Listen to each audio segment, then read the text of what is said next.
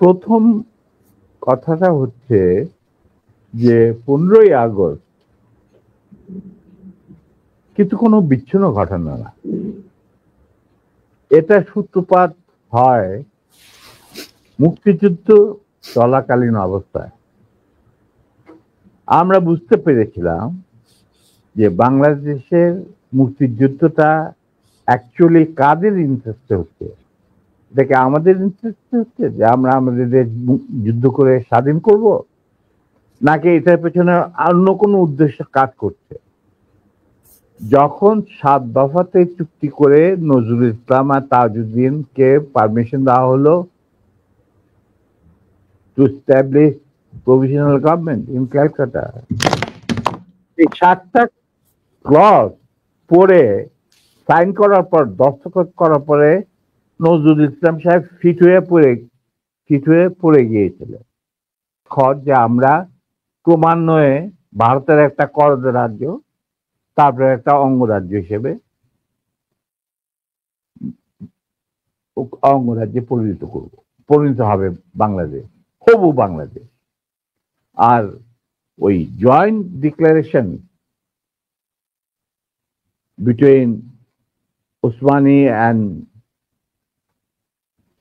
General মানেকশর, কথা ছিল যে general Osmani on behalf of Bangladesh government will invite General Manekshaw to come and be present as an auxiliary force commander, সহায়ক শক্তির commanding chief হিসাবে in the Sunday ceremony, but the instrument will be signed by the Mukti Fauj commander-in-chief, who was General Usmani, Colonel Usmani.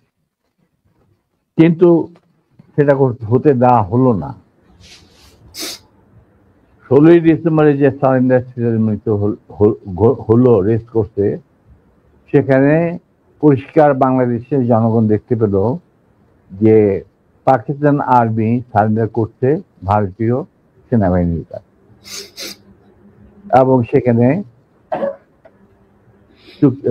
Sign করছেন আরোরা ভারতীয় বাহিনীর পক্ষে, আর ওদিকে নিয়াজি পাকিস্তানি আর্মির পক্ষে। সেখানে মুক্তিযোদ্ধারা কোথায়?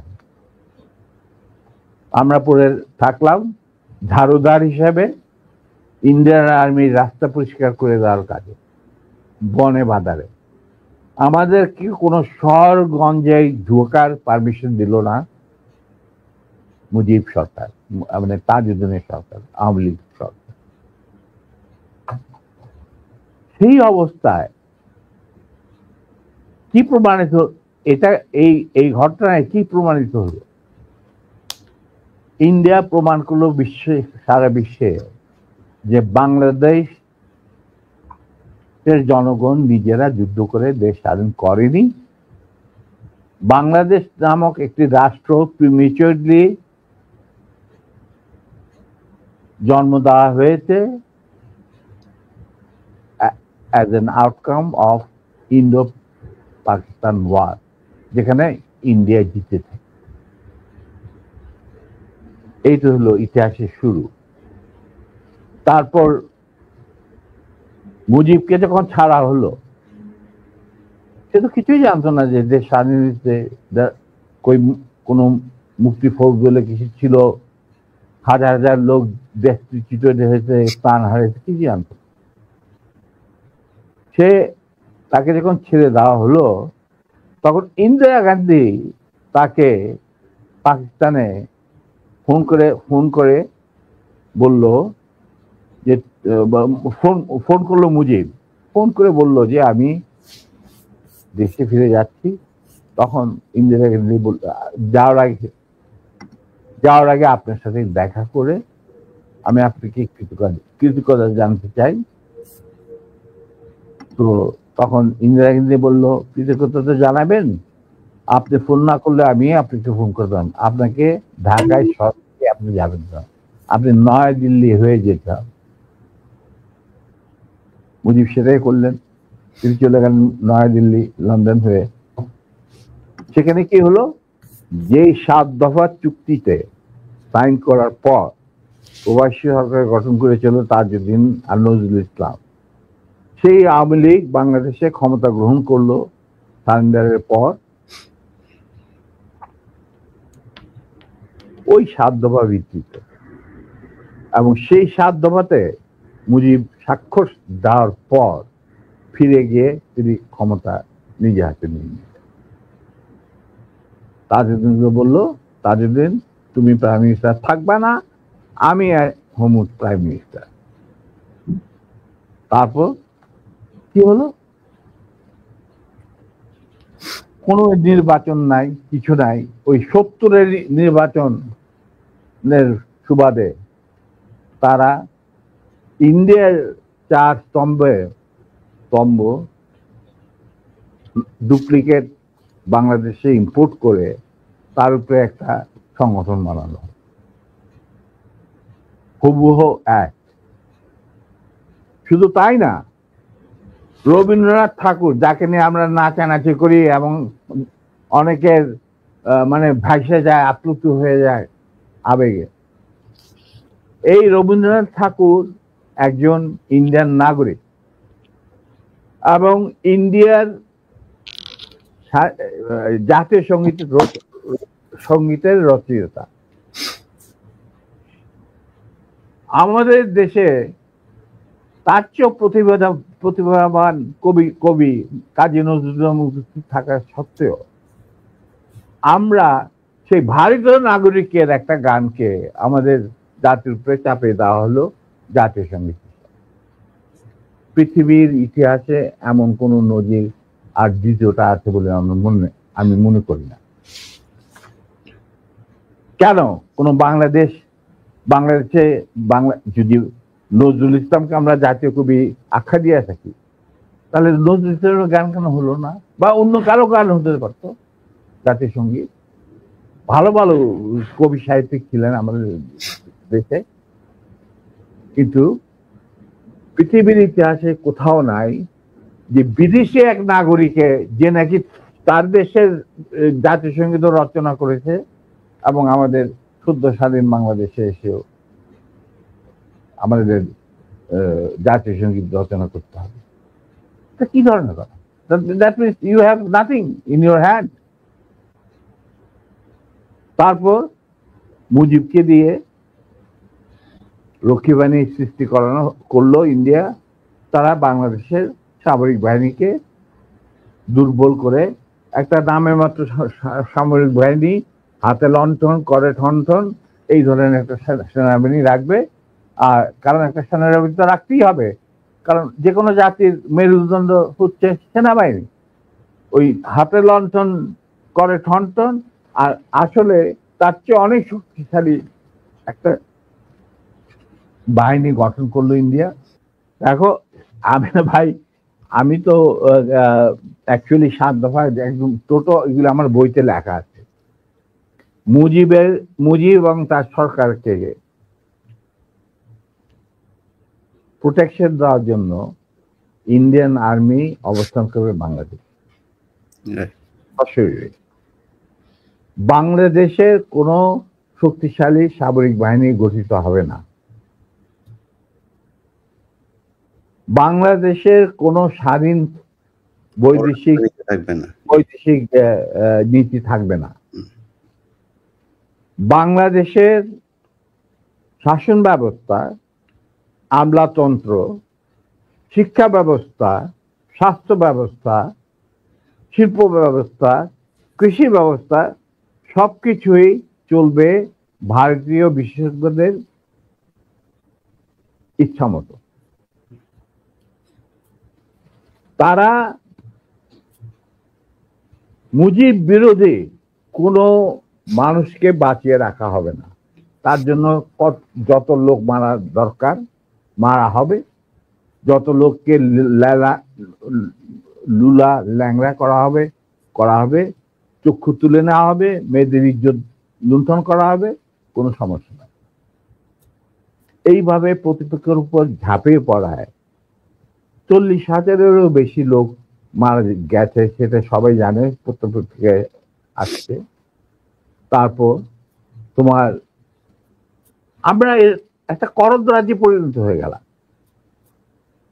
কিন্তু সমস্যা দেখা দিল যে বাংলাদেশের মাটিতে যদি যে ইন্ডিয়ান সোলজাররা অবস্থান নেয়, তাহলে বিদেশ থেকে কোনো দেশেই বাংলাদেশকে স্বীকৃতি দিতে রাজি না। কারণ পাকিস্তান ইতিমধ্যে সিকিউরিটি কাউন্সিল থেকে একটা আইন পাস করে নিল যে বাংলাদেশে কে নিয়ন্ত্রণ করতে ভারত তাদের সেনাবাহিনীর মাধ্যমে, মুজিব সরকারের মাধ্যমে। অতএব এটা একটা ডিসপিউটেড টেরিটরি, এটা একটা স্বাধীন দেশ নয়। তাই আপনারা স্বাধীন কিভাবে রিকগনাইজ করবেন মুজিবের সরকারকে? এরপর এই অবস্থায় ইন্দিরা গান্ধী পড়ল মুসিবত, তো আজ মুজিব সরকার। তখন ইন্ডিয়ান সরকার ডিসাইড করলো যে ঠিক আছে, আমাদের সোলজার আমরা ফেরত নিয়ে আসবো, তার পরিবর্তে আমরা জাতীয় রক্ষী বাহিনী বানিয়ে, তাই করা হলো। তো যে কাজটা ইন্ডিয়ান আর্মি করছিল সেটা পরে জাতীয় রক্ষী বাহিনী করলো। আর কি ধরনের অত্যাচার, অবিচার, কি ধরনের মানে হত্যাযজ্ঞ, গুম, খুন এবং অনাচার, অবিচার মুজিব সরকার করছিল, সেটা খতিয়ান তো তুমি আমার কি ভালো জানতে। অনেকে এই বিষয়ে লিখেছেন, সাহসী যারা তারা লিখে গেছেন, আমিও কিছুটা লিখেছি। সেখানেই শেষ হলো না। তারপর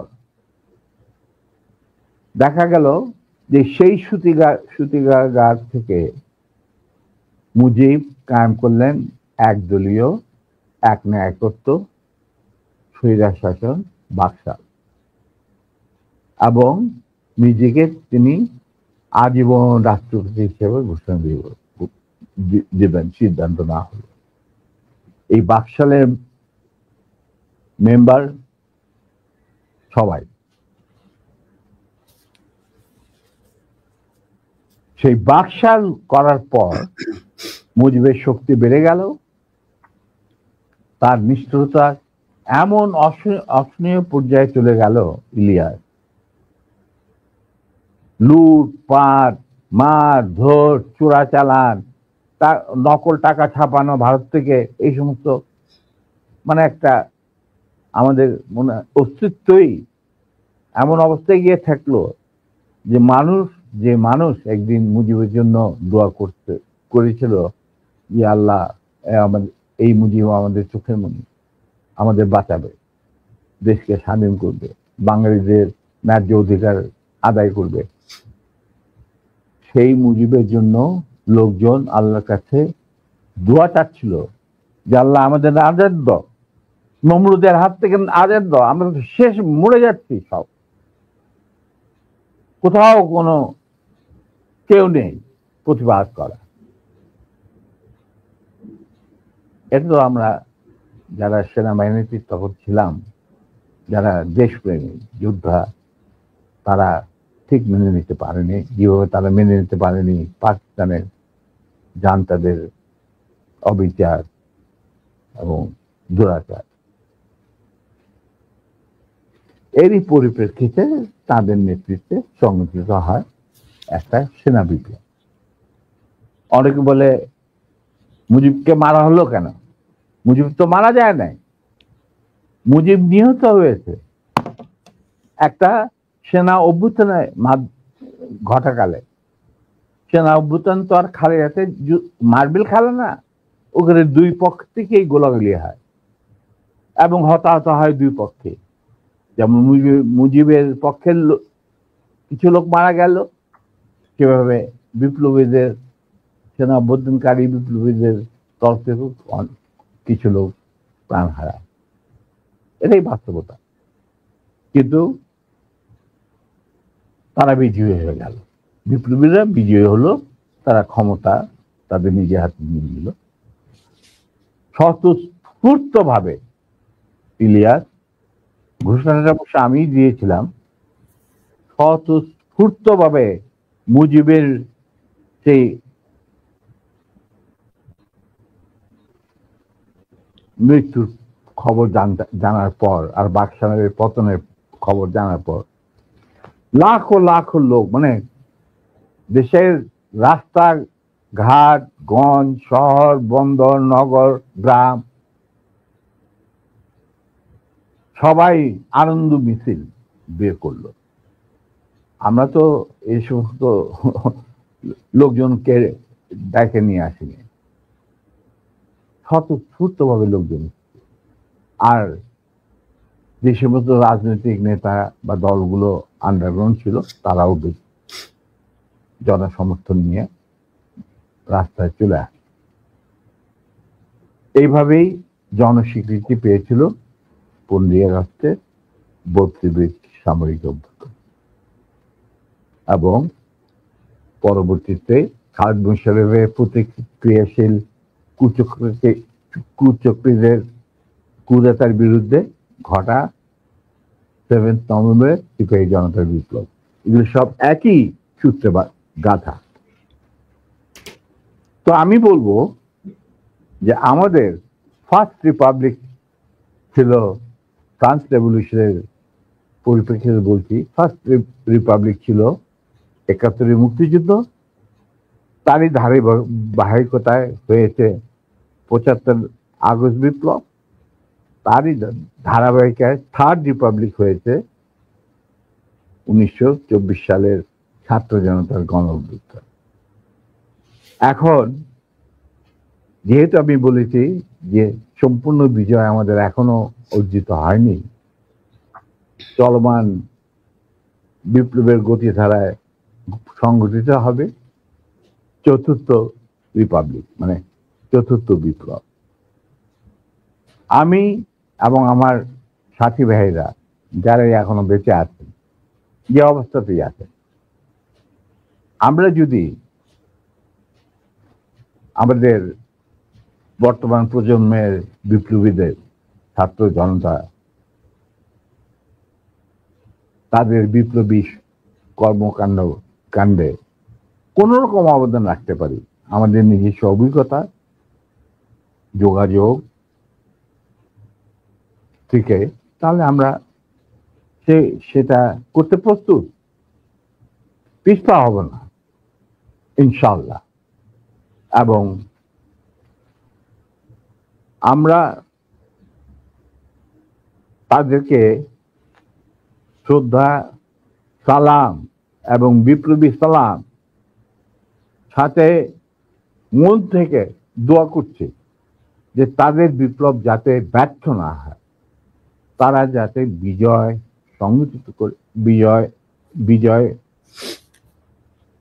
অর্জন করে, তারা যাতে একটা সুখী, সমৃদ্ধ, শক্তিশালী বাংলাদেশ গড়ে তুলে তাকে দুর্জয় ঘাঁটি হিসেবে স্থাপিত করতে পারে। এই আমার বক্তব্য। সেই কাহিনীতে এই মুহূর্তে যাওয়া ঠিক হবে কি? মাফ করে দিয়েছি। জিয়া রহমান আমাদেরই একজন ছিলেন।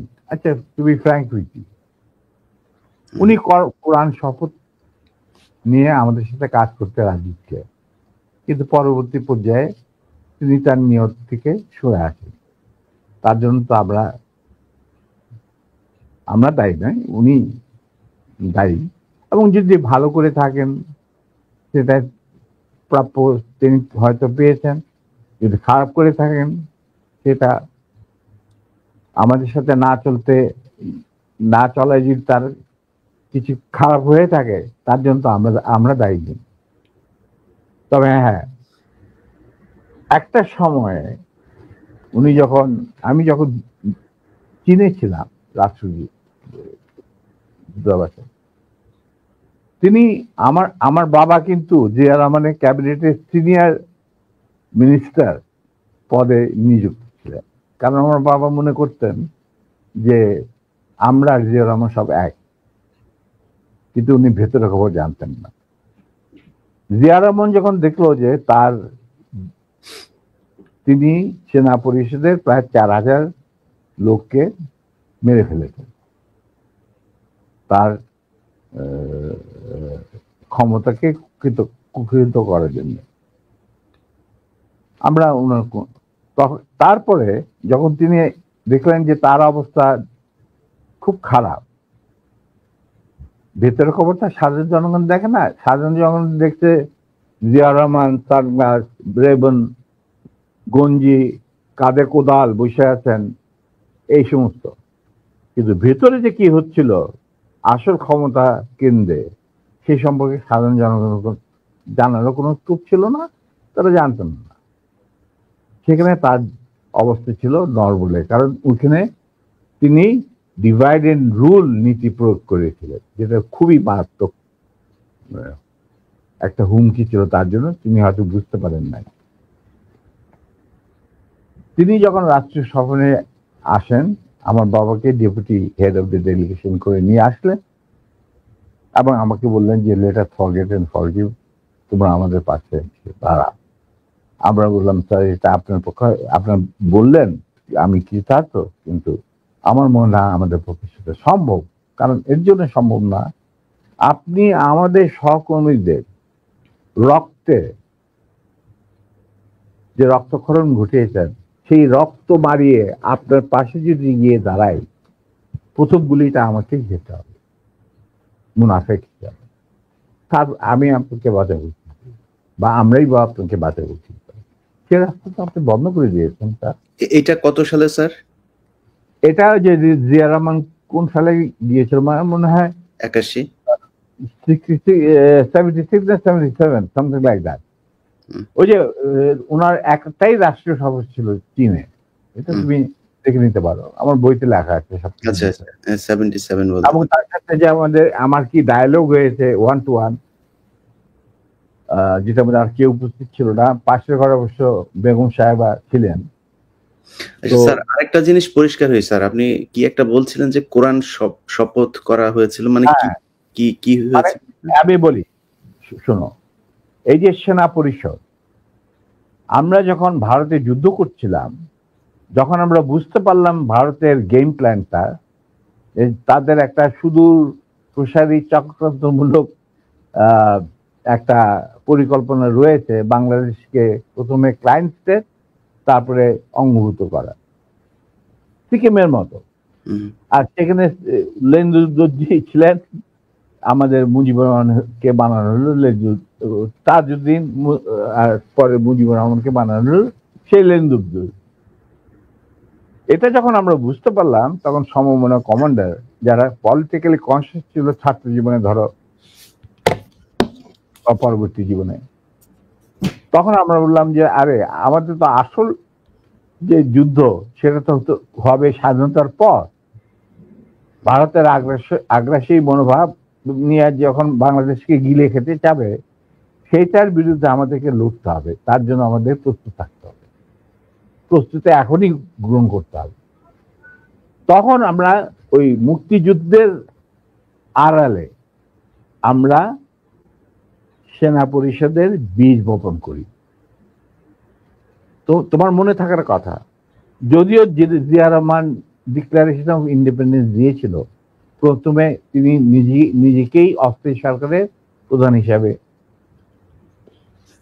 দাবি করেছিলেন, মানে ভাষণে বলেছিলেন। পরে ইন্ডিয়ার চাপে উনি থেকে বদলে যে মুজিবুর রহমানের ইনস্ট্রাকশনে আমি এই ঘোষণা দিলাম স্বাধীনতা।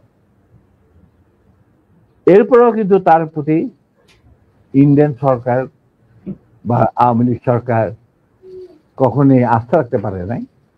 তারা তাকে সেক্টর কমান্ডারের অবস্থান থেকে সরিয়ে এনে হেডকোয়ার্টার দাম করে এক সেফ হাউসে, মানে আমাদের কিছু সেফ হাউস ছিল যেখানে আমরা থাকতাম, বা আমাদের সাথীরা সুরে আছে কল্যাণীতে, মানে এই সবাব অফ ক্যালকাটা, একটা বাড়িতে ওনাকে না নিষ্ক্রিয় করে রাখা হইত।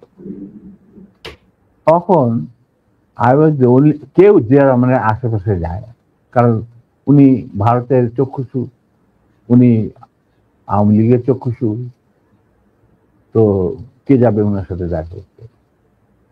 তখন কিন্তু আমি, কারণ আমি জিয়া রহমানকে অনেক আগে থেকে চিনি, পাকিস্তান আমল থেকে একসাথে কাজও করেছি। যাই হোক, আমি গিয়ে ওনার সাথে যোগাযোগ করি এবং তাকে বুঝাই যে স্যার আপনি ধৈর্য ধরুন, আমরা আপনাকে সহজে হারাবো না। তখন আস্তে আস্তে আমরা তাকে বলি যে আপনি এরকম আসল উদ্দেশ্য যে ভারতের, সেটাকে বানচাল করার জন্য এখন থেকে আমরা প্রস্তুতি নিচ্ছি। আপনি কি আমাদের সাথে থাকবেন কি থাকবেন না সেটা আমাদের তরফ থেকে আমাকে পাঠানো হয়েছে জানার জন্য, কারণ আমি আপনার কাছে সবচেয়ে ক্লোজ ছিলাম পাকিস্তান আর্মি, সবাই জানে। আচ্ছা, উনি বললেন কি তোমাদের কর্মসূচি? তখন আমি তাকে আমাদের কর্মসূচি দিলাম, যেটা 25 বছরের একটা কর্মসূচি ছিল। ইলিয়া, তুমি যদি এই কর্মসূচিটা পড়ে, এই কর্মসূচিটা আমরা তৈরি করেছিলাম বিভিন্ন সেক্টরের মুক্তিযোদ্ধা এবং অন্যান্য সাধারণ জনগণের আশা আকাঙ্ক্ষার পরিপ্রেক্ষিতে। সেই কর্মসূচিটা পড়ার পর উনি এটাকে মেনে নেন। তো আমি বললাম যে স্যার আমাদের সমস্যাটা হচ্ছে আমরা সবাই প্রায় সমবয়সী, আমাদের একজন সিনিয়র অফিসার দরকার যাকে আমরা ট্রাস্ট করতে পারি, তাকে আমরা কেন্দ্র করে এগিয়ে যেতে চাই এই সেনা পরিষদের কর্মসূচি বাস্তবায়নের জন্য। স্বাধীনতার পর, স্বাধীনতা যুদ্ধ তো করবই, স্বাধীনতার পর এই কর্মসূচি আমরা বাস্তবায়ন করব অন্যান্য সমমনা দেশপ্রেমিকদের সঙ্গে নিয়ে। তখন উনি এটা খুব কেয়ারফুলি আমাদের কর্মসূচি পড়লেন। তারপরে আমি একদিন গেলাম, উনি বললেন যে আমি পড়লাম, আমি সম্পূর্ণভাবে একমত। স্বাধীন বাংলাদেশকে একটা সুখী সমৃদ্ধ আত্মনির্ভরশীল এবং আমাদের সংস্কৃতির ভিত্তিতে নতুন বাংলাদেশ গঠন করার জন্য এর চেয়ে ভালো কোন রকম কর্মসূচি হতে পারে না। আমরা ধাপে ধাপে এটাকে কার্যকারী করব। তখন আমি বললাম তাহলে কি আপনি আমাদের সাথে কাজ করতে রাজি আছেন? আমরা আপনাকেই আগে রেখে আমরা কাজ করতে চাই, কারণ ইউ আর দি সিনিয়র এবং আপনি একজন সৎ ব্যক্তি। উনি সৎ ছিলেন ব্যক্তিগতভাবে। আর তবে আপনার সমস্যা হচ্ছে আপনি বাংলা জানেন না, বাংলা বলতে পারেন না, লিখতে পারেন না, আপনি সারা জীবন পাকিস্তানে বড় হয়েছেন, ওখান থেকে আর্মি চলে গেছেন। দ্যাটস নট এ প্রবলেম, আমরা রয়েছি আপনার গ্রাউন্ড ওয়ার্ক করার। আপনি যদি রাজি থাকেন তাহলে আমরা একসাথে কাজ করতে, আপনাকে সামনে রেখে আমরা কাজ করতে রাজি, এগিয়ে যাব, সেনা পরিষদ এগিয়ে যাবে কাজ। তখন বললেন যে আমি রাজি। তখন বললেন যে স্যার আমাদের সাংগঠনিক বিধান অনুযায়ী আপনাকে একটা কোরআন শপথ দিতে হবে, যে কোরআন ধরে আপনি বলবেন যে আমি এই কর্মসূচি ভিত্তিক কর্মকাণ্ড, সেনা পরিষদের কর্মকাণ্ড পরিচালনা করার জন্য শীর্ষ নেতা হিসেবে যোগ দিতে রাজি আছে। উনি উজু করে আসলেন, কোরআন শরীফ রাখা হলো, তার উপর হাত রাখলেন, আমিও ওর হাতের উপর হাত রাখলাম, তারপরে এই শপথ উনি দিলেন।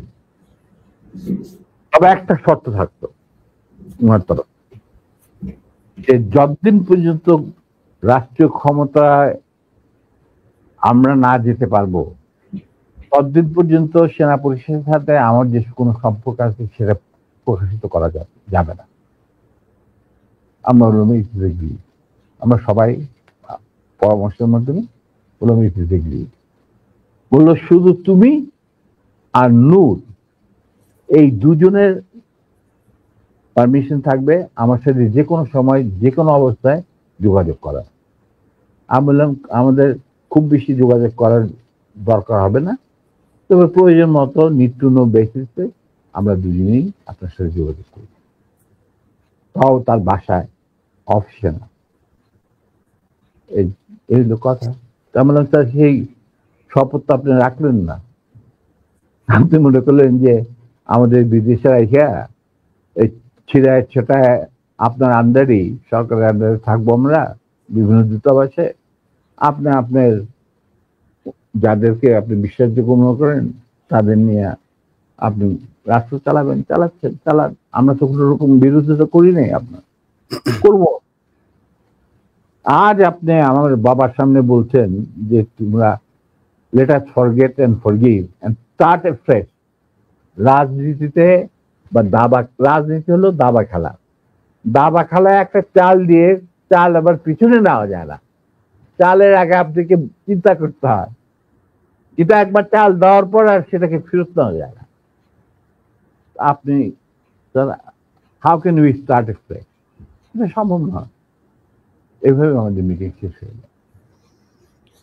আপনাদের ওই 25 বছরের পরিকল্পনাতেই কি শেখ মুজিবকে ক্ষমতাচ্যুত করার পরিকল্পনা ছিল?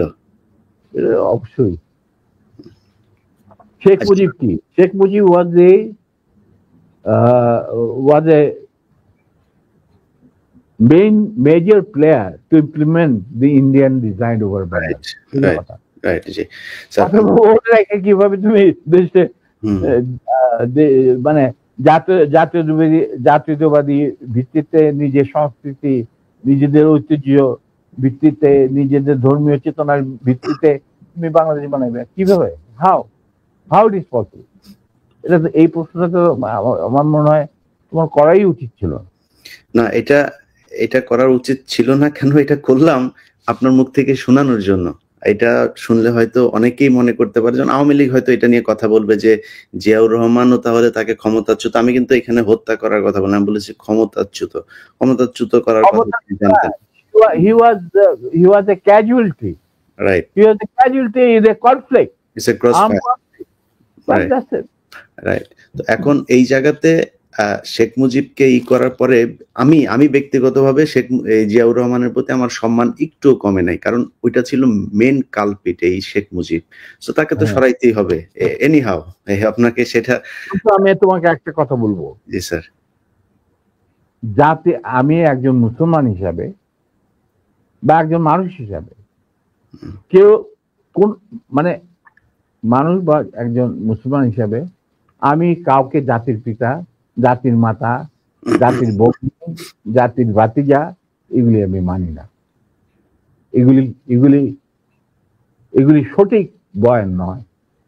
স্যার আপনি তো সেক্টর কমান্ডার ছিলেন, মানে মানে বীর উত্তম ছিলেন একজন।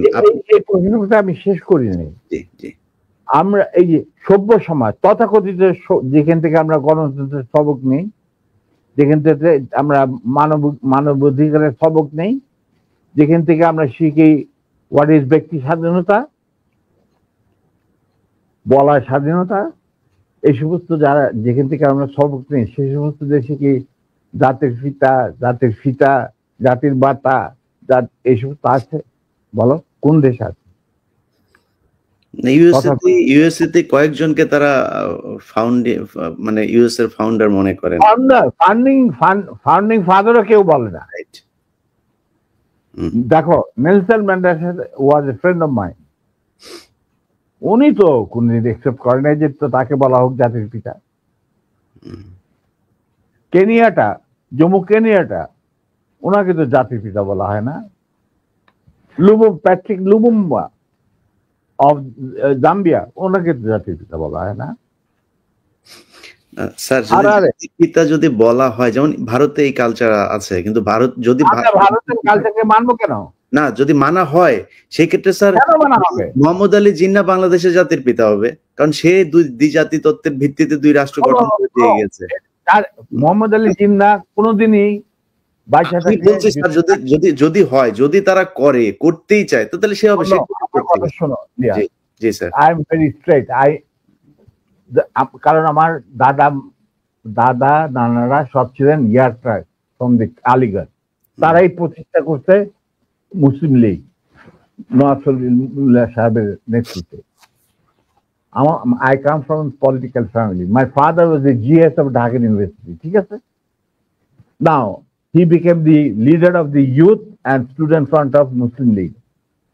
উনারাই বিলেট থেকে বিলাত থেকে নিয়ে আসছিল জিন্নাকে টু প্রোভাইড লিডারশিপ। তাদের এক পয়েন্ট এজেন্ডা, মুসলমানদের যেন স্বাধীন দেশ চাই, নো আদার থিং। এবং প্রথম গুলি খায় এই পাকিস্তান আন্দোলনের মুভমেন্টে কারমাইকেল কলেজের একটা ছাত্র, যেই প্রসেশনের নেতৃত্ব দিচ্ছিলেন আমার বাবা, বুঝলে? অতএব আমার মনে হয়, আমি জিন্দাকে যতটুকু জানি, তিনি নিজেও কোনোদিন জাতির পিতা হিসেবে খেতাব নিতে রাজি হতেন। জি স্যার। স্যার, আমাদের অনেকগুলো খুব গুরুত্বপূর্ণ কোশ্চেন আছে, যে কোশ্চেনগুলো মানুষ অনেক এই 50 বছর অপেক্ষা করছিল। আমরা দ্রুত কোশ্চেনে যাই। পরের কোশ্চেনটা স্যার মানে ইয়েস নো স্যার, দুই এতে জবাব। আমার দর্শকরা আর তোমার দর্শকরা, আপনার দর্শক স্যার, তোমার দর্শক, আমি আমার দর্শক বলবো না, যে তোমার দর্শক।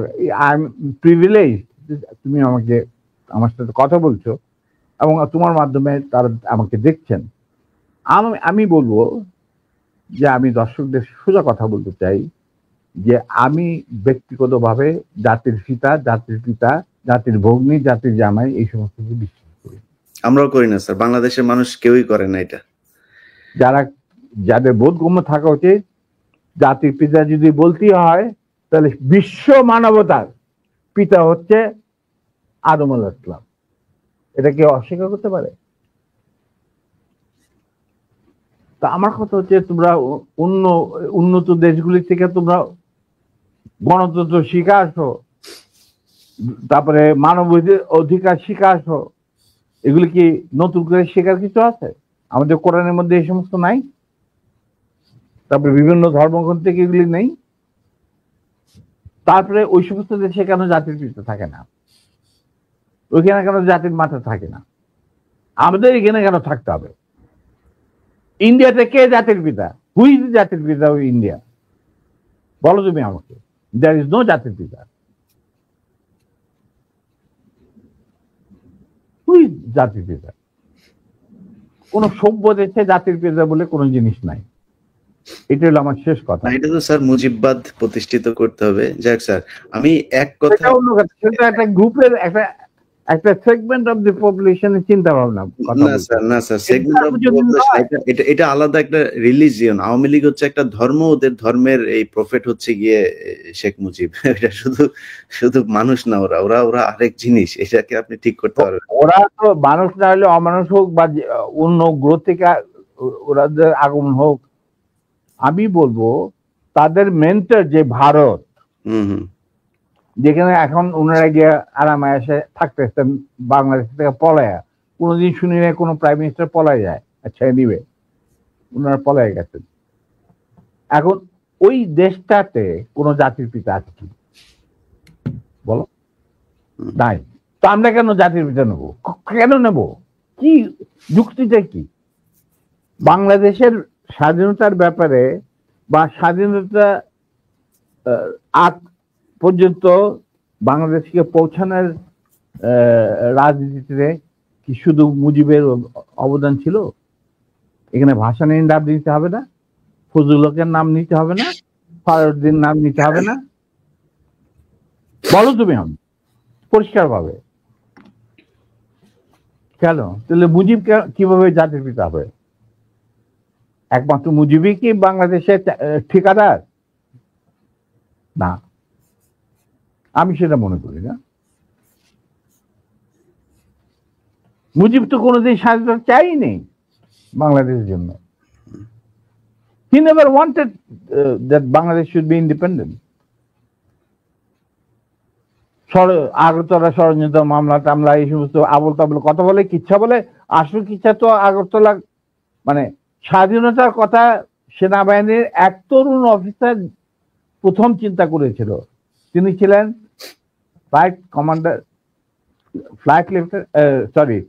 Commander ওয়াজেম Hossain, Pakistan নেভির চৌকস officer.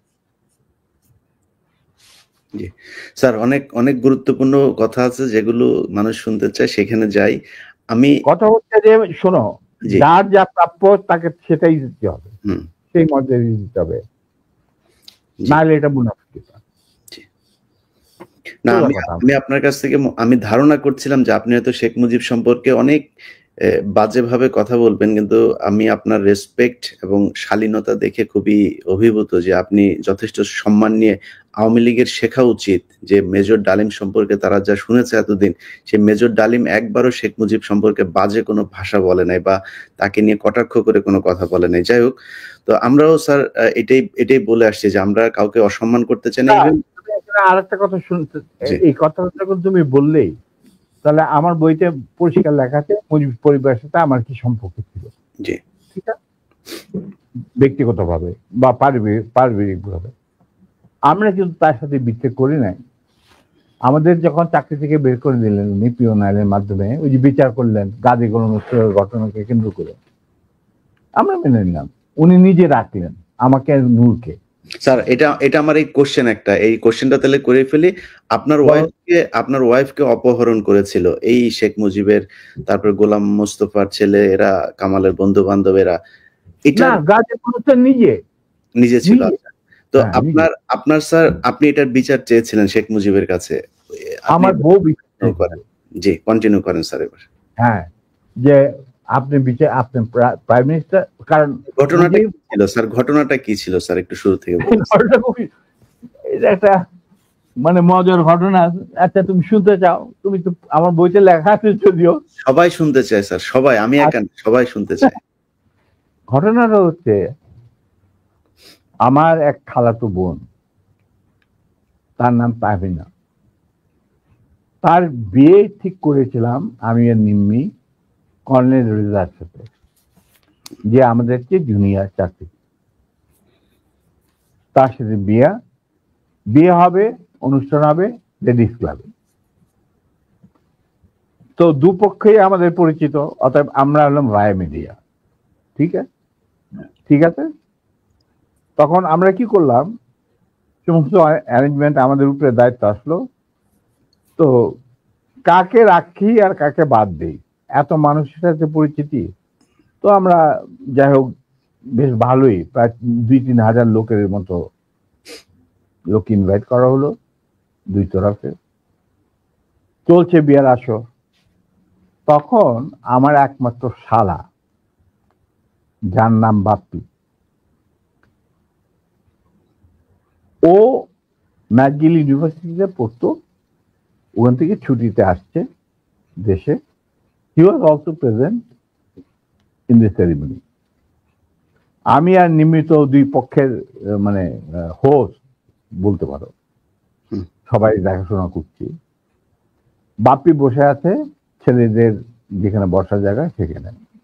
তখন লম্বা চুলের একটা ফ্যাশন ছিল, he has just come from Canada, তো লম্বা চুল, and he had beautiful hair and he was a handsome man.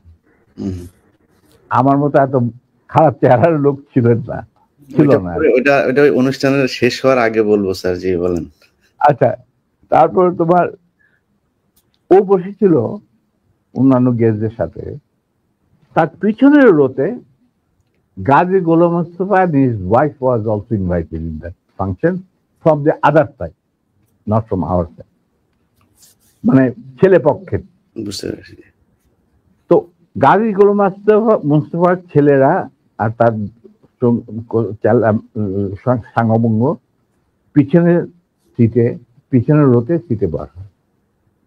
তাদের মধ্যে একটা ছেলে বাপ্পির চুল টান দিল পিছন থেকে।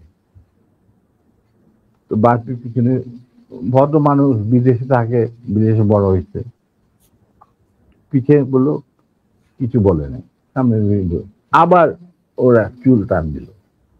দ্বিতীয়বার টান দেওয়ার পরে বাপ্পি পিছনে তাকে দেখো যে একটা ছেলে হাত সরিয়ে দিয়ে, তখন বলে যে তুমি চুল টান দিয়েছ? বলছে হ্যাঁ। বলে কি কেন? আমরা দেখছিলাম যে এত সুন্দর চুল, এটা কি পরচুলা না আসল? আচ্ছা চিন্তা করো।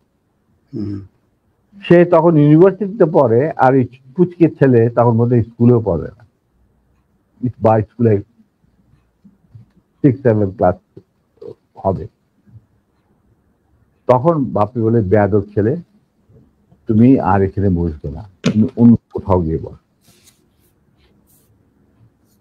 ওরা বেরিয়ে চলে গেল। আমরা কিন্তু কিছুই জানি না, মানে আমি আর নিমি এত ব্যস্ত, দুই পক্ষকে দেখাশোনা, খাওয়া দাওয়া চলছে। এর মধ্যে হঠাৎ দেখলাম দুটা মাইক্রোবাস রেড ক্রসের আর একটা গাড়ি, ফোকসো গাড়ি, সবুজ রঙের গাড়ি আগে, পিছনে দিয়ে মাইক্রোবাস। মাইন্ড ইউ, তখন কিন্তু আমার নিজের personal security guard with wireless মজুদ লেডিস ক্লাবে। আমি কুমিল্লাতে, তখন কুমিল্লা থেকে আসছি বিয়ের জন্য। তো ন্যাচারালি আমাদের গার্ড নিয়ে চলাফেরা, এটা তো আর্মির নিয়ম, এটা তুমি জানো। আসলো, থামলো, দুইটা মাইক্রোবাস থেকে প্রায় 8 জন ট্রেনগারধারী সাদা পোশাক পরা লোক নামলো, আর ফোকসো গাড়ি থেকে নামলো গাজী গোলাম মোস্তফা স্বয়ং, তার স্ত্রী কিন্তু উপস্থিত মেয়ে মহলে। উনি গাড়ি থেকে নেমেই চিৎকার করতে শুরু করলেন, মেজর ডালিম কোথায়, মেজর ডালিম কোথায়, মেজর ডালিম কোথায়, বহুতবার বাড়ছে, আর সহ্য করা যায় না। আমি অবাক হয়ে গেলাম, এরকম চিৎকার করছি কে? তখন একটা ছেলে এসে, একজন হিওয়াজে ট্র্যাক প্লাটুনের একটা ছেলে, কে আমার নামটা মনে নাই, এসে বললো যে ভাই আপনাকে খুঁত করতে, এই চিৎকার করতে, এই তো গাজী গোলাম মোস্তফা, তার সাথে 8-10 জন ট্রেনগারধারী লোক আছে। মাইন্ড ইউ, তখন কিন্তু army was deployed in the whole country to recover illegal arms. আর আমাদের ঢাকার হেডকোয়ার্টার ছিল রেস কোর্স, আমরাও সেই অপারেশনে যুক্ত ছিলাম। যাই হোক, আমি বাইরে আসলাম, আসে গাড়ি গোলাম মোস্তফার সামনে বারান্দাতে। আমি মেজর ডালিম, আপনি আসুন, আপনার বেগম সাহেব তো আছেন ভিতরে, আপনি আসুন, বরবধূকে আপনি দোয়া করে দিন। হারামজাদা বারবার সে আর্মির আজকে আমি উচিত শিক্ষা দেব। আমি দেখলাম আমার চারদিকে ওই ট্রেনের ঠেকাইলেও প্রায় 4-5 জন মানুষ, আর 4-5 জন খালে দাঁড়িয়ে। আমরা এটা কি, আমি একজন ট্রেন মানুষ, আমার স্কট আছে ওখানে প্রায় 4-5 জন, ওয়্যারলেস আছে, I can call anyone any time, MP unit, যে ইউনিট দরকার হয়। এই কি অবস্থা, একটা বিয়ে বাড়ির মধ্যে এরকম একটা হুলস্থুল কাণ্ড। গাজীকে বললো, গাজী সাহেব আপনি কি করছেন, আমার মেয়ের বিয়ে হচ্ছে, আর দে আর দি, তারা বর পক্ষেরও কন্যা পক্ষেরও, কি হয়েছে কি, ওরা তো ব্যস্ত। বলে আমি ওদেরকে উচিত শিক্ষা দেবো, ওকে আমি উচিত শিক্ষা দেবো। তখন আমার স্ত্রী বললো যে আপনি তাকে একা নিয়ে যেতে পারবেন না, আপনি আমাকে সঙ্গে নিয়ে আসবেন। ঠিক আছে চল বলে ওরেও ধাক্কা দিয়ে উঠায় দিল মাইক্রোবাসে। তখন আমার খালা বললেন, গাজী সাহেব আপনি কিন্তু বাড়াবাড়ি করছেন, ঠিক আছে, যেখানে আপনি নিয়ে যেতে চান আমিও যাবো সাথে। গাজী কি স্যার তখন ঢাকা আওয়ামী লীগের সভাপতি নাকি? তখন সে আওয়ামী লীগের সভাপতি নয়, he was also the chairman of the Red Cross। বুঝতে পারলা? শেখ মুজিবের সবচেয়ে প্রিয় লোক সে তখন। সে ঢাকার মধ্যে, মানে ঢাকা শহরে সে হলো মুজিবের সবচেয়ে বড় লাঠের সর্দার। অশিক্ষিত মূর্খ মানুষ সাধারণত রেড ক্রসের চেয়ারম্যান হয় না, কিন্তু ওকে বানানো হয় যাতে করে লুটের এই যে রিলিফের মার চুরি চামারি করতে সুবিধা। যাই হোক, সেটা অন্য ব্যাপার। তারপরে আমাদেরকে নিয়ে উনি গাড়ি ঘুরে চললেন প্রথম ফার্ম গেট দিয়ে ভিতরে ঢোকার পরে আমি দেখলাম যে আরে সম্পূর্ণ কোথায় চাচ্ছে, লক্ষ্মীবাড়ি ক্যাম্পে নাকি। তখন আমি চিন্তা করছি কি করি। এর মধ্যে আমার খালা আর নিমি নিজেদের শাড়ি ছিঁড়ে চুল্লু আর আলমকে ব্যান্ডেজ করে দিয়েছে, মানে যেখানে ক্ষত, তার দিকে রক্ত পড়ছিল। আমি হঠাৎ বললাম গাড়ি থামাও ড্রাইভার।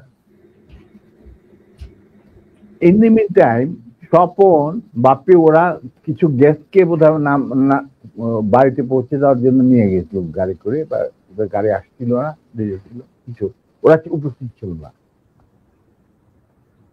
তো আমি বললাম গাড়ি থামা, ড্রাইভার গাড়ি থামা দিল।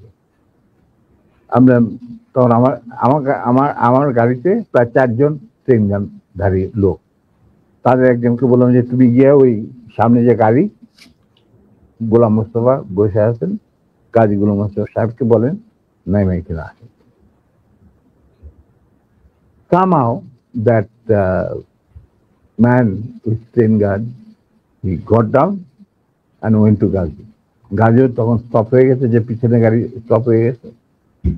আসে বলছে, ওনাকে বোধহয় বলছে যে আপনাকে উনি ডাকছেন নিজের গাড়ি। গাজী গুলস্তান দরজা খুলে আমাদের মাইক্রোবাসে আসলো।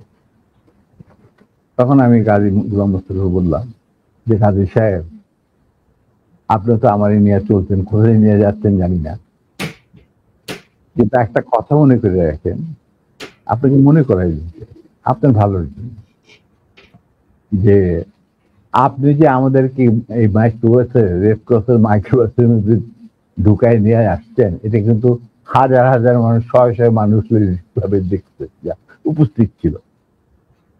অতএব আপনি কিন্তু আমাদের সাথে যাই করেন আপনি কিন্তু পার পাবেন। এইটা শোনার পর গাজী গেল একটু ঘাবড়ায়, যে তাই তো, আমি যে উঠাই নিয়ে আসছি এটা তো সবাই দেখছে। তখন আমি বললাম যে আপনি যাই করেন, উনি যখন একটু হতভম্ব হয়ে বোধ দেখাচ্ছে, আমি বললাম যে গাজী সাহেব, আমি আপনাকে একটা পরামর্শ দিই, আপনি যাই করেন আপনি শেখ সাহেবের কাছ থেকে আগে পারমিশনটা নিয়ে নেন, এছাড়া আপনি বাঁচতে পারবেন না। এর মধ্যে আমার ছোট ভাই স্বপন বীর বিক্রম ফেরত আসছে লেডিস ক্লাবে, বাপ্পি ফেরত আসছে। ওরা শুনলো যে এই ঘটনা ঘটছে, ওখান থেকে সোজা স্বপন চলে গেল এমপি ইউনিটে, ঢাকা ক্যান্টনমেন্টে। ওখানে গিয়ে বললো যে এরকম অবস্থা, বিয়ে বাড়ি থেকে কিডন্যাপ করে। এই বিয়েতে কিন্তু জিয়া রহমান উপস্থিত ছিল, শফিলিও উপস্থিত ছিল, খালেদ মোশাররফ, মানে সবাই উপস্থিত ছিল। আচ্ছা, তো ওনারা তখন চলে গেছেন। সেদিন কি ছবি দেখানোর কথা ছিল, সত্যজিৎ রায়ের যদি মহানগর না কি একটা ছবি, তো ওটা দেখার জন্য সবাই চলে গেছে আগে তাড়াতাড়ি খাওয়া দাওয়া করে। তখন এই খবরটা পাওয়ার পরে the CEO of the MP unit এই খবরটা ব্রিগেড মেস, ইউনিট মেস সবখানে এটা সে জানাই দিল। ইয়াং অফিসাররা লুঙ্গি গেঞ্জি পায়জামা যে যা পরা ছিল সবাই ঢাকা শহরে বেড়ে হয়ে আসে। তারা খুঁজতে লাগলো যে আমাদের অ্যাবডাক্টেড অফিসার তার ওয়াইফ কোথায়। আর একদল সোলজার এমপির পাঠানো হলো, যারা ওই অবৈধ অস্ত্র কালেকশনে ডিপ্লয় ছিল, গাজীর বাড়িতে যাদের পাইছে সবাই বন্দুকেরা নিয়ে আসছে রেস্কো ময়দা। আমি কিন্তু এগুলো কিছু জানি না। গাজী তখন আমার কথা শোনার পর ও ওদের কিছু চিন্তা করলো, চিন্তা করার পরে দেখলাম যে উনি লক্ষ্মীবেনের দিকে না গিয়ে 32 নম্বরের দিকে যাচ্ছে, কলাবাগানের।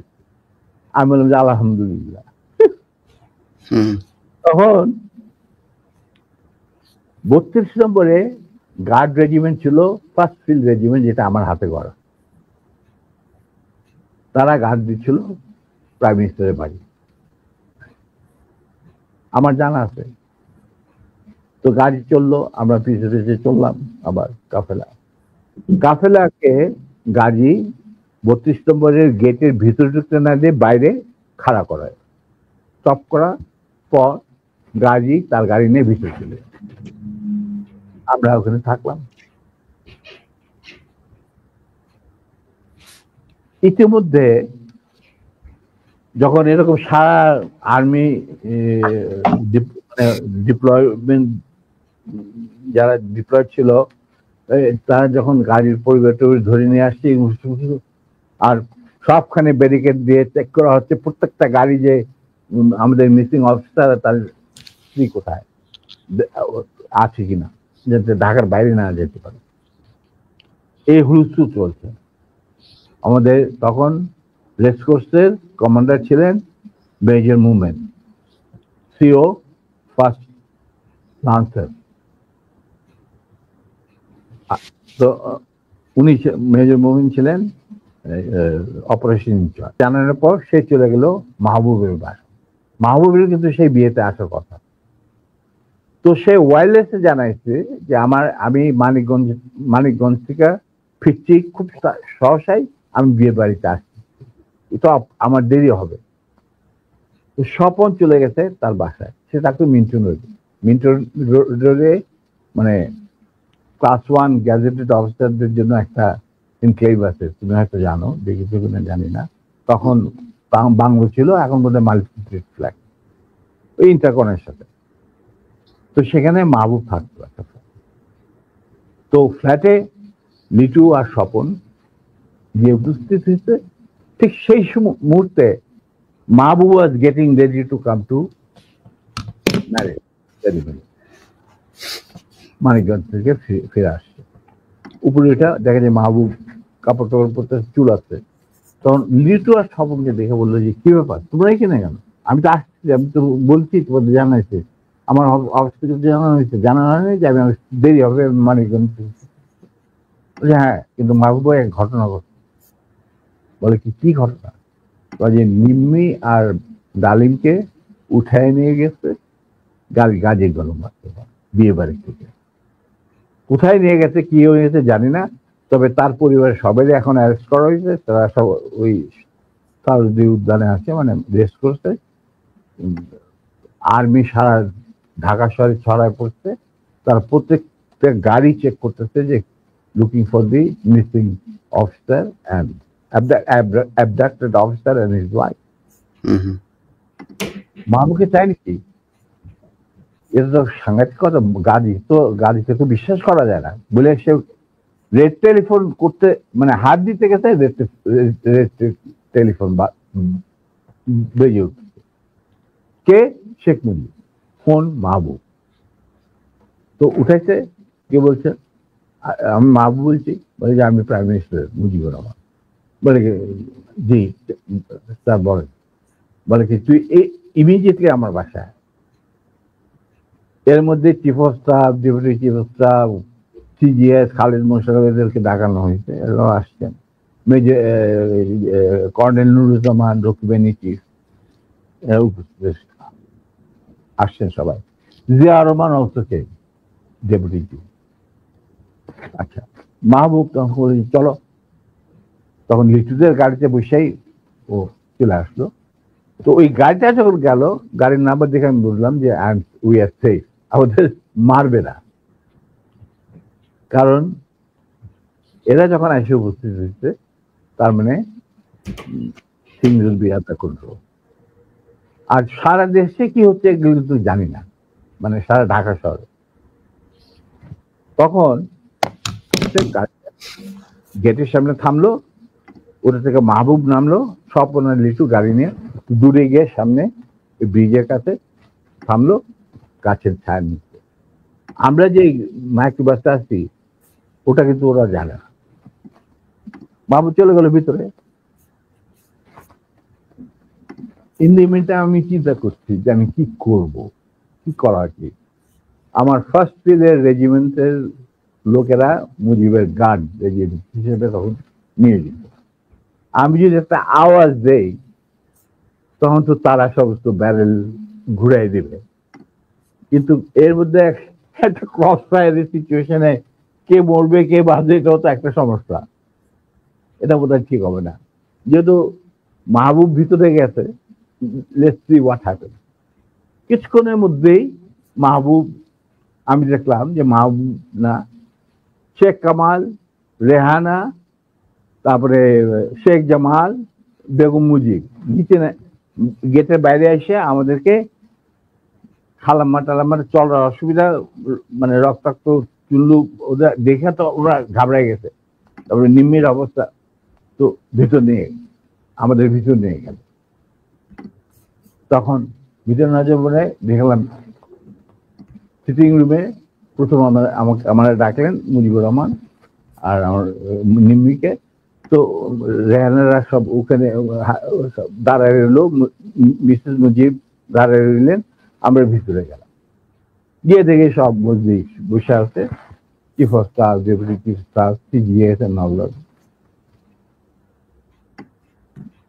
তখন এর মধ্যে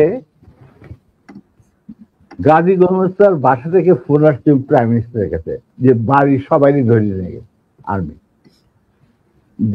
যতক্ষণ পর্যন্ত আমাদের অফিসার লেডি ওয়াইফকে না পাওয়া যাবে আমরা কাউকে ছাড়বো না। আর ওই গার্মেন্ট 17 দিন যে গার্মেন্ট গেছিল মাইক্রোবাসিটি, এই খবর শুনা গাজীরও মুখ শুকায় গেছে, মুজিবুর রহমানেরও মুখ শুকায় গেছে, যার জন্য এই সবাইকে ডেকে নিয়ে আসছে, জিয়াউর রহমান, শফিউল্লাহ, খালিদ মোশাররফ। আচ্ছা, তো মুরলী বুদ্ধি আর কি। আমরা ঢুকতেই নিম্মিকে জড়ায় ধরলেন মুজিবুর রহমান, মা তুই কাঁদিস না, তুই কাঁদিস না, আমি এটার বিচার করবো। এই হারামজাদা গাজী, তুই করছিস কে? এটা কি করলি তুই? যা ওর পা ধরে মাপচা। আমার বউয়ের পা ধরে মাপচা। গাজী একটু অগ্রসর হওয়ার পর আমার বউ বলল, নিজের চপ্পল খুলে বলল, খবরদার, তুমি আমার ক্ষমা পাওয়ার যোগ্য নয়, আমি তোমাকে ক্ষমা করতে পারবো না, তুমি পিছিয়ে যাও। মুজিব আর বাকিরা তো সব চুপ করে বসেছে, আমি চুপ করে দাঁড়িয়ে। তখন বলতেছে মা, আবার মুজিব আমার বউ নিম্মিকে জড়ে ধরে বললো, মা আমি এর উপযুক্ত বিচার করব, তুই আমার ভরসা রাখ। তখন আমার বউ বলছিল, নিম্মি বলছিল যে চাচা, যাদের রক্তের উপরে আপনি আজ দেশের প্রধানমন্ত্রী, তাদেরই আজকে রক্ত ঝরাইতে হয় স্বাধীন দেশে গাজীর মতো একটা কম্বল চোরের হাতে। এর বিচার আপনি কি করবেন? আমি বিচার আল্লাহর কাছে, আল্লাহ তার বিচার করবে, আমি আপনার কাছে কোনো বিচার চাই না। তখন আবার বেগম ওদেরকে উপরে নিয়ে যা, তখন ওদেরকে উপরে নিয়ে ওদের নাচতে নাচতে কি জানে। এরপর আমরা বলি এক কাম কর, শফিল্লাহ তুমি ওই আর্মি কন্ট্রোলে ফোন করে মোমিনরে বলো গাজীর পরিবারে ছেড়ে যাবে। তো শফিলে পিক আপ দি ফোন, ফোন করলাম মেজর মোমেনকে। মেজর মোমেন বললেন, sir I am sorry, we are deployed to recover the miscreants and the illegal arms operation. আমরা নিয়োজিত।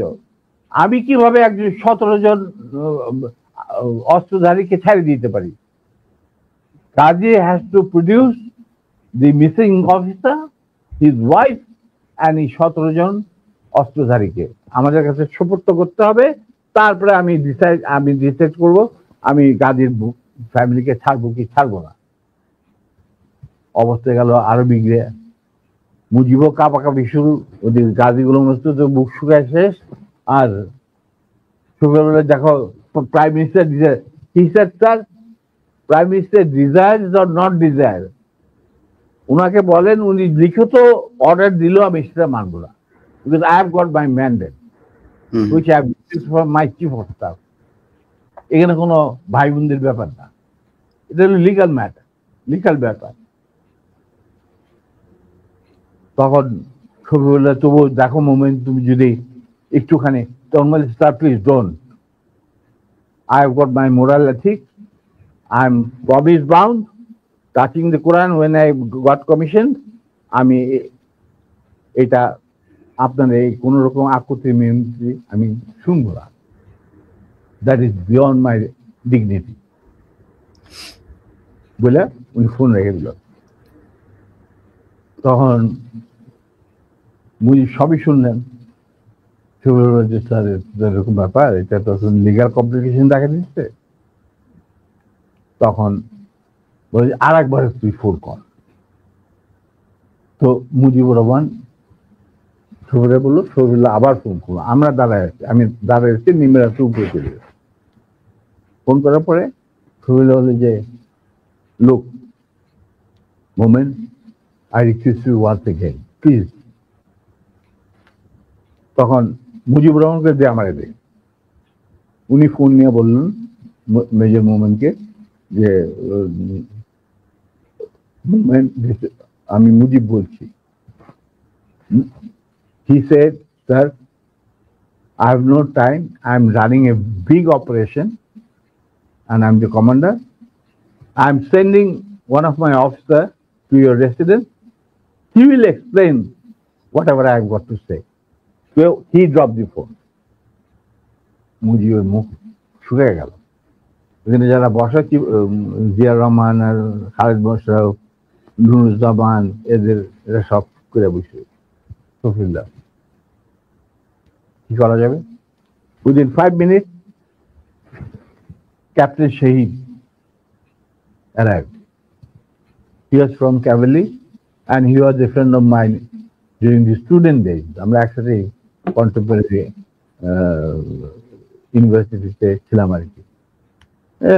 ও হলো তোমার কি বলে এটা, লালবাগের ছেলে, আমরা ছিলাম মালিবাগ। যাই হোক, সরি, ও আমরা দোস্ত, মানে বন্ধু। তো ক্যাপ্টেন, হি ওয়াজ এ রিপ্যাট্রিয়েটেড অফিসার এনিওয়ে। তো শহীদ আসছে, আসার পরে তখন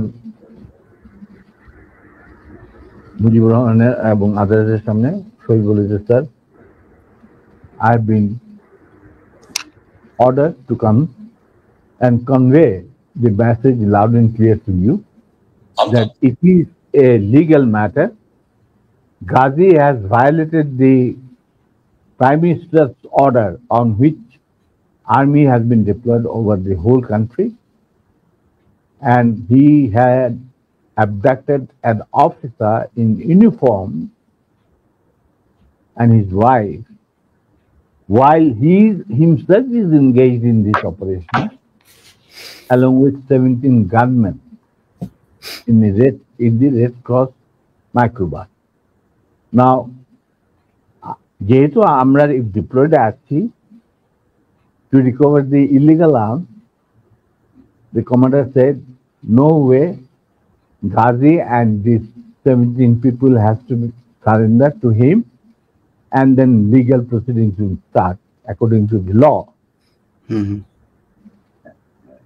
দেশে ইমার্জেন্সি চলছে, আমাদেরকে প্রাইম মিনিস্টার খুব ঝুঁকিপূর্ণ দায়িত্ব দিয়েছেন, আমরা আমাদের যথাসাধ্য চেষ্টা করে যাচ্ছি। তখন বলে স্যার, আমার আর কিছু বলার নেই, আপনার যদি কিছু বলার থাকে আমাকে বলা হয়েছে শুনে আমাদের কমান্ডারকে জানান। না, ঠিক আছে, তুমি যাও বাবা। তো শহীদ চলে গেল। এরপর শেখ মুজিব আমাকে বললো, তুই মাফ করে দে। আমি স্যার, আমি তো বললাম। স্যার, শেখ মুজিবকে কাউকে বোধহয় আপনি মানে অফিসিয়াল কোনো এগুলি মানতেন না? আমাকে তুই করে বলতো, কারণ আমার একটা পারিবারিক সম্পর্ক ছিল তো। না, উনি তো মাহবুবকেও তুই করে বলতো, গোলাম মোস্তফাকেও তুই করে বলতো, শফিউল্লাহকেও। আমি জানি না, কিন্তু আমাকে উনি তুই করে বলতেন। আমি তো ওর থেকে যে কোনো সময় ডাক্তার যাইতাম, খাবার খাইতাম বসে। কই মাছ পছন্দ করতেন, ওই ওনার চৌবাচ্চা সবসময় বড় বড় কই মাছ থাকতো, আরামসে খাইতাম, চলন বিলে কই মাছ, কোনো অসুবিধা নেই। আমার তো গতিবিধি ছিল খুবই খোলা, মানে আমি যে কোনো সময় যাইতে পারতাম, যে কোনো সময় ডাকলেই চলে যেতাম। উনি প্রায় ডাকতেন আমাকে আর্মির খবর না জন্য। তো এখন উনি বললেন, ঠিক আছে দাঁড়েন, যা আমি বিচার করব। আমি স্যার ভেরি গুড।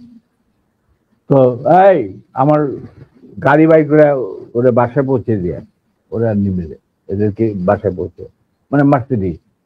আমি স্যার নট নিডেড, বাইরের স্বপন আছে,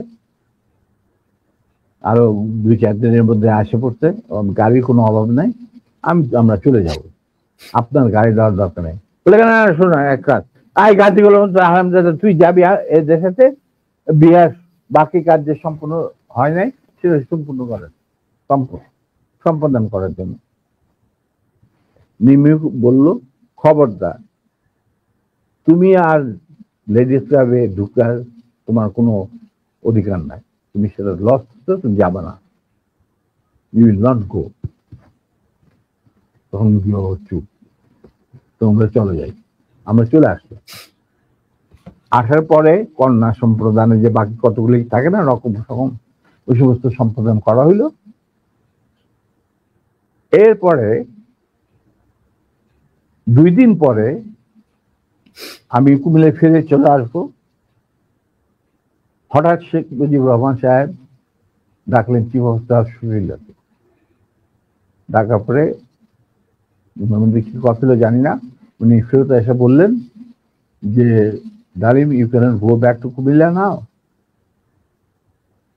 ইউ টু তোমার একটা তোমার নিমের ঘটনাকে নিয়ে, এর মধ্যে তো অনেক গোলমাল হয়েছে, এটা আমার বইটা আছে যে কি অবস্থা আর্মির মধ্যে উত্তেজনা না, অল দিস থিংস, এগুলো আমি ডিটেলসে যাচ্ছি না।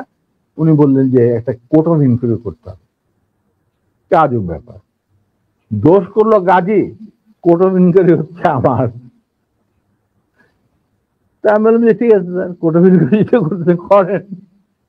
তা আমি আর কুমিল্লায় যাওয়া বন্ধ হলো। এরপরে আর আমার কুমিল্লায় যাওয়া হয়নি। উনি কি করলেন,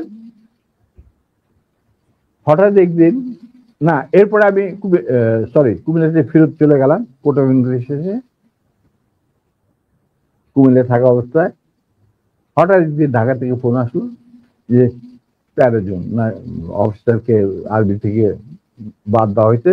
ইনিশিয়ালি 65 জন অফিসারকে এনলিস্ট করা হয়েছে, আর প্রথম যে 7 জন অফিসার লিস্ট বাড়িয়েছে PO9, প্রেসিডেন্সিয়াল অর্ডার অফ 9 একটা ছিল তখন, কোন কারণ দর্শানোর ব্যক্তি রেখে আপনি যে prime minister was entitled to sack anyone from the service, এবং সংসদ সদস্যদেরকেও। হ্যাঁ, তো P1 এটাকে বলা হয়তো প্রেসিডেন্সিয়াল অর্ডার নাম্বার 9, PO9। তো ওই PO9 এর আমি আর আমার নাম প্রথম, তারপরে নূর, বাকি 5 জন। তো নূর, আমি এই ঘটনা যখন ঘটে খবরটা আমি ঢাকা থেকে পাই রাত্রেবেলা। সেদিন আমার বাড়িতে একটা পার্টি ছিল কুমিল্লাতে। আমি আমার স্কুলে আমি কুমিল্লা জিলা স্কুলে পড়াশোনা করছি, স্কুলের টিচারদের আর ভিক্টোরিয়া কলেজ থেকে পরীক্ষা দিচ্ছিলাম, ওই কলেজের সমস্ত প্রিন্সিপাল থেকে সমস্ত প্রফেসরদের আমি বাড়িতে একটা দাওয়াত করছিলাম। ওই পার্টি চলছিল, তখন হঠাৎ নূর আমাকে ফোন করে ঢাকা থেকে জানাইলো, হি ওয়াজ দেন এডিসি টু জিয়া রহমান, যে স্যার আমাদেরকে তো স্যাক করা হয়েছে PO9 এর আন্ডারে। খবরটা আসছি ব্রিগেড কমান্ডার নাজিমুল হুদার কাছে।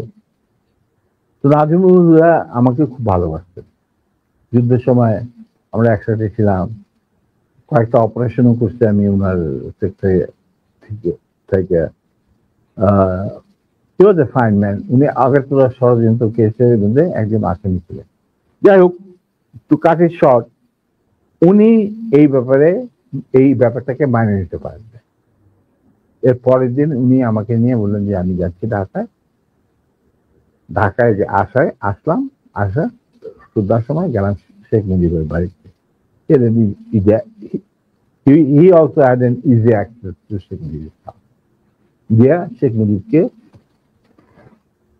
একটা রেজিগনেশন লেটার দিয়ে বলো, sir this is a resignation I am serving, I am submitting, এটার official copy will come due process to due process.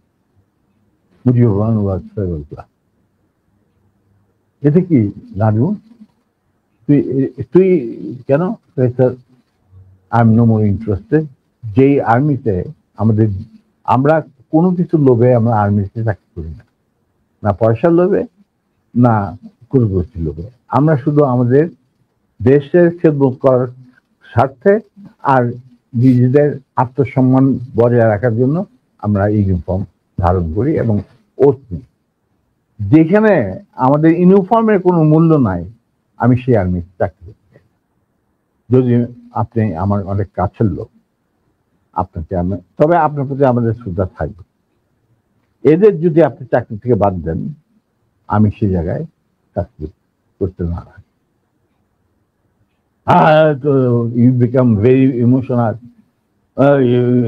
তোরা খালি তোদের দিক দেখো, আমার দিকটা কেউ দেখে না। তখন উনি বলেন যে স্যার আপনার দিক দেখা আপনি যথেষ্ট, আর অনেক লোক আছে, but this is my final decision. তো আমরা বেরিয়ে আসছিলাম সালাম জানায়, তখন মুজিব আমাকে বললো যে ডালিম তুই একটু থাম, হুদা তুই একটু বাইরে যা। হুদা বাইরে গেল, আমার বললো যে তুই আর নূর আমার সাথে রাখছি বাসায় যত তাড়াতাড়ি সম্ভব।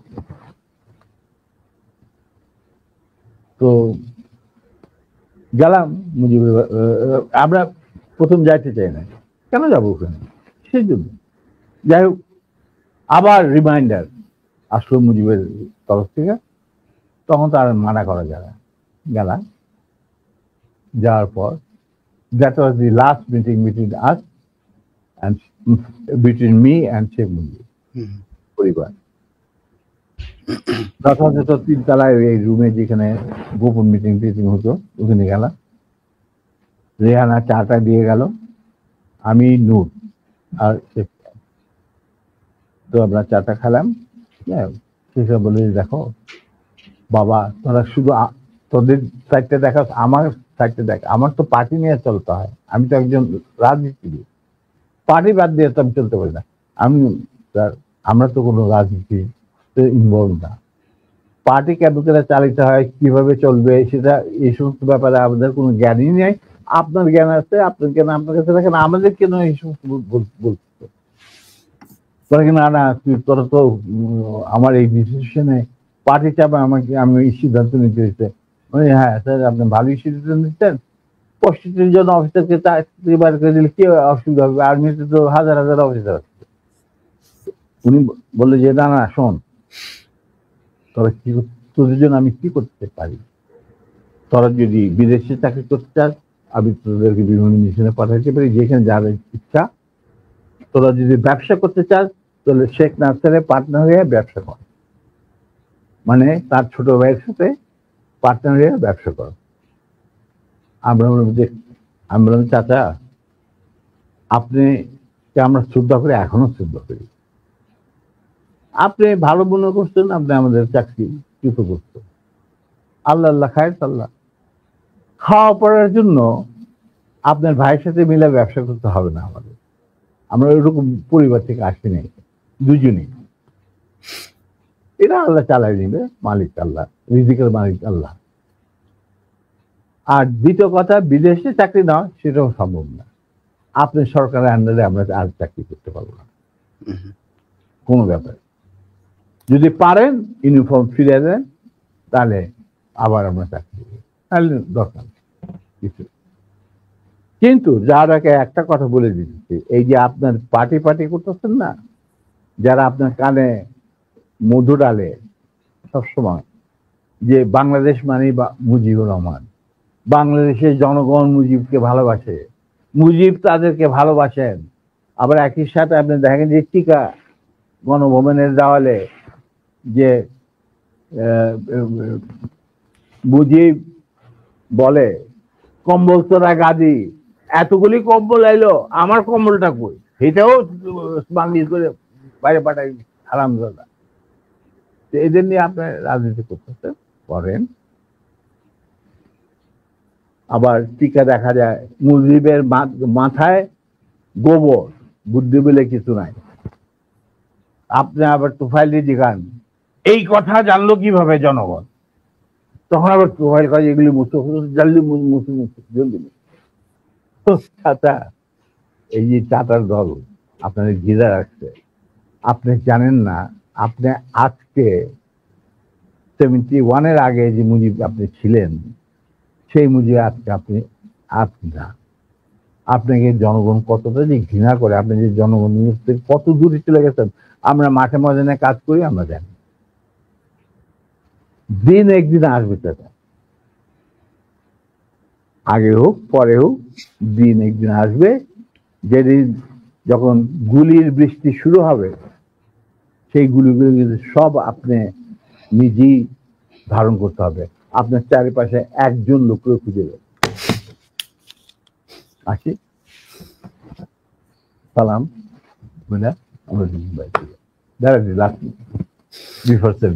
স্যার আপনার অ্যাসিস্ট্যান্ট যারা আছে তারা আমাকে একটু হারি আপ করতে বলছেন। আমি এক কথা একটা কোশ্চেনের উত্তর নেই, যে শেখ মুজিব বেশি খারাপ মানুষ ছিল না শেখ হাসিনা বেশি খারাপ ছিল স্যার? দেখো, অ্যাকচুয়ালি শেখ হাসিনা তো তখন খুবই ছোট, তার সাথে তেমন একটা ইন্টারাকশন ছিল না, বিয়ে হয়ে গেছে বাজারের সাথে। কিন্তু আমি দেখতাম যে প্রত্যেকদিন রাত্রেই মায়ের সাথে হেঁটে আইতো মুজিব, আমার বেগম মুজিব খাওয়াইটা এবার পাঠাই দিত। আচ্ছা, তখন সে ছাত্র রাজনীতির মধ্যে কিছু চলতি ছিল, তেমন বিশেষ কিছু না। ওর চেয়েও বড় বড় নেতা ছিল মহিলা আওয়ামী লীগে। অতএব আমি এই ব্যাপারে তেমন একটা বলতে পারবো, তবে স্বৈরাচার হিসাবে বলতে পারবো।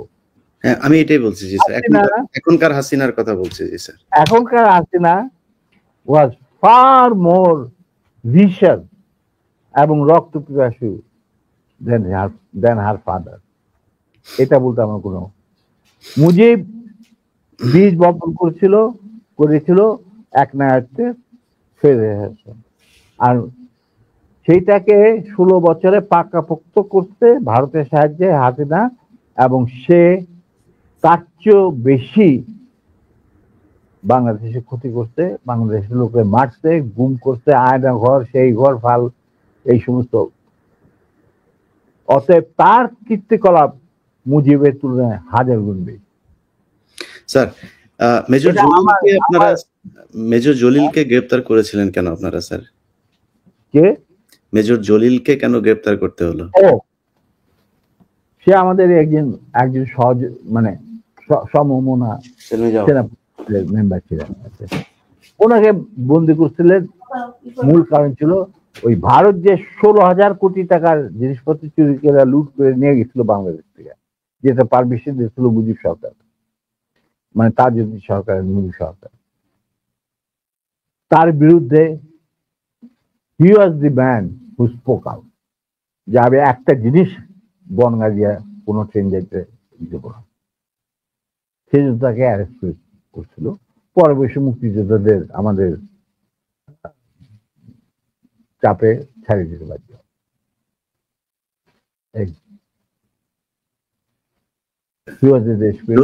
জহির রায়হানের বিষয়টা কি ছিল স্যার?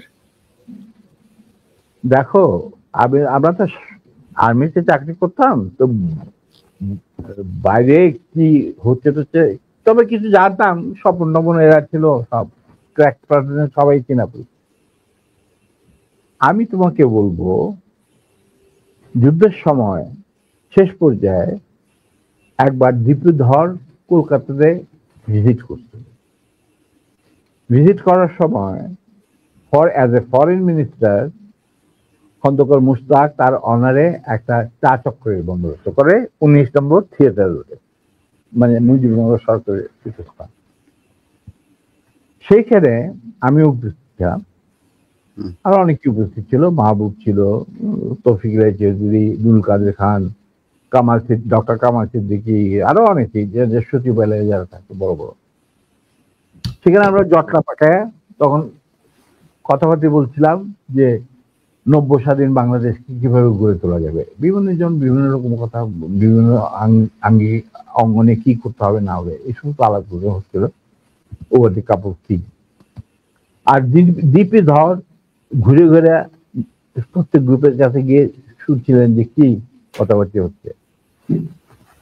এক সময় আমরা যখন কথাবার্তাতে লিপ্ত, দীপি ধর আমাদের কাছে আসলেন। আসা তখন আমরা ডিসকাস করছি যে বাংলাদেশে ইকোনমি কিরকম হবে, ইকোনমিক পলিসি কি হবে, কৃষি ক্ষেত্রে কি হবে, চিকিৎসা ক্ষেত্রে কি হবে, এই সমস্ত ব্যুরোক্রেসি কিভাবে রিবিল্ড করা হবে। তখন জিপি ধর আমাদেরকে, আমরা নোটিসও করে নিই যে সে এসে দাঁড়িয়েছে, সে আমাদের কিছু করে, boys, gentlemen, listen to me. You don't have to bother about all this thing. You will just go back to independent Bangladesh and rest of the thing will be taken care of by us. এই কথার সাথে যদি তুমি একটু relate করার চেষ্টা করো, তাহলে জহির রহমান, যেহেতু উনি একটা মুভি বানাচ্ছিলেন অপকীর্তি, মানে সকল মুক্তিযুদ্ধের উপরে, মানে আওয়ামী লীগের অপকীর্তি এবং কিভাবে ভারতকে দেশ বেঁচে দেওয়ার খেলা চলছে, এই ব্যাপারে উনি একটা ভিডিও বানাচ্ছিলেন। অতএব তাকে ডাইকে নিয়ে গিয়ে মারা ওই মিরপুরে, এটার সাথে একটা সাদৃশ্য তো খুঁজে পাওয়াই যায়, যদিও এটা প্রমাণিত নয়। স্যার, যুদ্ধে 30 লক্ষ মানুষ মারা গিয়েছে, নারী সম্ভ্রম হারিয়েছিল পাকিস্তানি মিলিটারিরা। 30 লক্ষ তো নয়, শোনো, এই 30 লক্ষ কথাটা জন্ম নিল কেমনে, সেটার ইতিহাস বোধ হয় আবার বইমেজে লেখাতে। আমি তোমাকে আবার স্মরণ করার জন্য তোমার ছোটদের বলছি, মুজিব যখন ইংল্যান্ড মানে লন্ডন হয়ে ইন্ডিয়া হয়ে বাংলাদেশে আসবে, লন্ডনে উনি কয়েক ঘন্টা যাত্রা বিরতি করেছিলেন। এগুলি সব অর্গানাইজ করেছিল পাকিস্তান সরকার। তখন তার সাথে দেখা করতে যায় সিরাজ ভাই, বিবিসির বাংলা বিভাগের হেড, আর বাংলাদেশের মিশনের ইনচার্জ রেজাইল করিম, ফরেন মিনিস্ট্রি অফিসার, যার সাথে আমিও চাকরি করছি কিছুদিন, ওনার সাথে আমার জানাশোনা আছে। এই দুজন মুজিবুর রহমানের কাছে যায়, ক্ল্যারিস হোটেলে নিয়ে তারা সবাই বিরতি, মানে যত ঘন্টা রেস্ট। তখন মুজিব তাদেরকে জিজ্ঞেস করা, আমি এটা আমাকে সিরাজ ভাই নিজে বলে দেবে। সিরাজ ভাইয়ের সাথে আমার একটা ঘনিষ্ঠতা ছিল আগে থেকে, যখন আমি ছাত্র জীবন ছিলাম। তখন উনি বাংলা বিভাগের ইনচার্জ। ডেভিড ফ্রস্ট আসছে মুজিবের ইন্টারভিউ নেওয়ার জন্য। তো মুজিব তখন সিরাজ ভাই আর এই রেজাইল করিম সাহেবকে আলাদা ডেকে নিয়ে জিজ্ঞেস করতেছে যে সত্যি কি বাংলাদেশ স্বাধীন হয়েছে, নাকি আমাদের কোথাও নিয়ে মাইরে ফেলানোর বন্দোবস্ত করা হয়েছে। তখন সিরাজ ভাই ওনাকে বললেন, স্যার, মুজিব ভাই, বাংলাদেশ স্বাধীন হয়েছে, আপনি যাইতেছেন as a prime minister of Bangladesh, কিন্তু আপনি ইন্ডিয়া হয়ে যাচ্ছেন কেন সেটা আমরা বলতে পারবো না, এটা আপনার সিদ্ধান্ত। তখন বলছি ক্ষয়ক্ষতি, তখন তো ইন্টারভিউ নিব, তো ক্ষয়ক্ষতি কত, যে সবকিছু মিলে প্রায় 3 লক্ষর মতো। 3 লক্ষ, এখন 3 লক্ষরে। তারপরে সিরাজ ভাই যে পরে আমাকে বলছেন যে আমি কোনদিন ভাবতে পারি না যে মুজিব ইংরাজিতে ডেভিড ফ্রস্টের সাথে কথা বলবে। আমরা বলছি যে উনি বাংলাতে কথা বলবেন। ডেভিড ফ্রস্ট পরে তর্জমা করে নেবে। যখন ইন্টারভিউ নিতে ছিল, তখন David frost asked this question, what do you think is the losses of life in this so-called freedom during this freedom struggle? Mujib বললো 3 মিলিয়ন। 3 লক্ষরে বানায় ফেলাইলেও 3 মিলিয়ন। ওইখান থেকে যে রেকর্ড বাজার শুরু হইলো 3 মিলিয়ন, ওই 3 মিলিয়ন চলতেই আছে। তখন আফটার দ্য ইন্টারভিউ সিরাজ ভাই, তখন মুজিবরা তো আর কাট করতে পারে না, he is talking to the David frost একলা, যেমন আমি তোমার সাথে কথা বলতেছি সেরকম। After the interview was over, Mujib went to retire into his bedroom. Shiraz Bhai came and Rizal Karim came. They saw David Frost to handkerchief বাইর করে তার চোখ মুছতেছে, পানি পড়তেছে তো চোখ মুছতেছে।